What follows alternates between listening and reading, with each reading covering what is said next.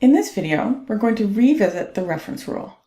The reference rule applies when a data type definition has a reference to a non-primitive or user-defined type.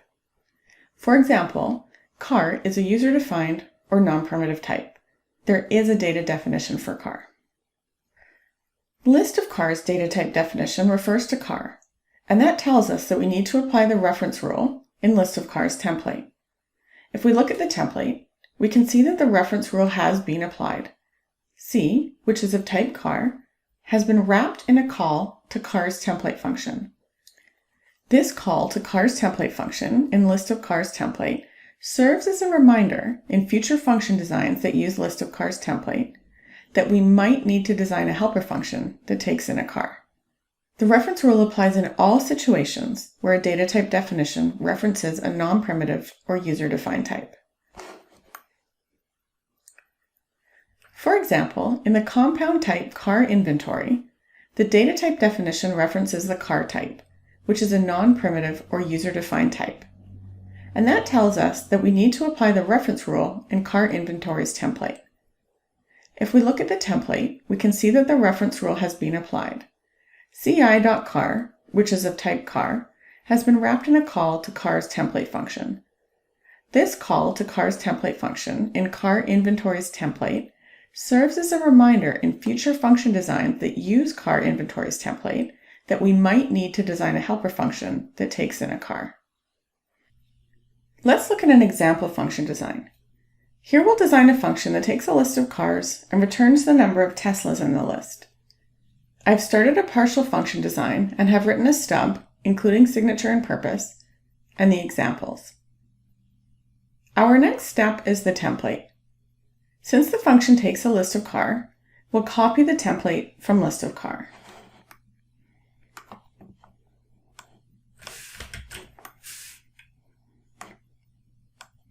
I'll delete the stub, make a note about where the template is from, and paste in the template. Let's think about the accumulator. We want to count the number of cars that are Teslas, so I'll use my accumulator to do this. That means the type needs to be an integer because it's counting cars. The initial value is 0. We haven't seen any Teslas yet. And for the description, I'll say A contains the number of Teslas seen so far in LOC. Now, inside the for loop, as I access each car in the list, I need to know whether it's a Tesla. This is a different task than counting the number of Teslas in a list. So the overarching one task per function rule tells me that I need a helper. I can also see that there is a call to cars template function, which is a hint, supplied by the use of the reference rule when we wrote the template for list of car, that I might need a helper function here. I want my helper function to check whether C is a Tesla, so I'll call it isTesla. If the car is a Tesla, then I want to add 1 to the accumulator. Now I'm wishing that I had a function called isTesla, but I need to go and design that function using the full HTDF recipe.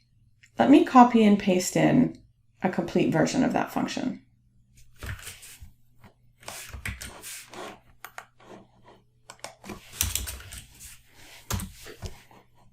I pasted in a function design, including the tests, and now I'll finish num Teslas before I run. At the end of this list, when we've accessed every element in the list, the accumulator will hold the number of Teslas that we've seen. So I just need to return the value stored in the accumulator. Let's run again, and we can see that all our tests are passing. So we saw there that the reference rule helped us realize that we needed a helper that operates on a car on line 10. We called it isTesla, and then we fully designed that helper function using the HTDF recipe. Let's look at another example. We needed a helper function to operate on the car in the previous example. Now let's look at an example that does not require a helper function. Here I want to design a function that takes a list of cars and returns a list of all the models of the cars in the list. Again, I've got a partial function design and have completed the stub, including signature and purpose, and the examples. We'll copy the template from list of car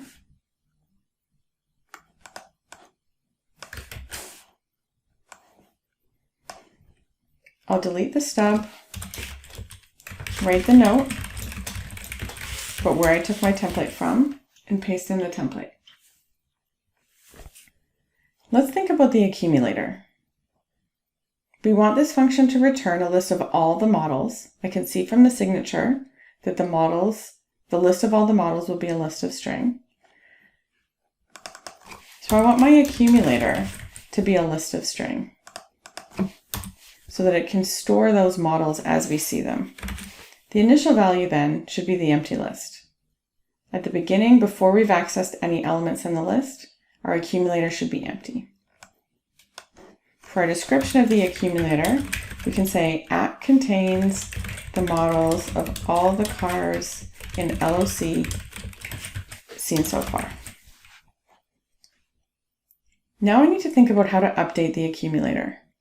When I access each car inside the for loop, I just need to access its model and put that model into the accumulator.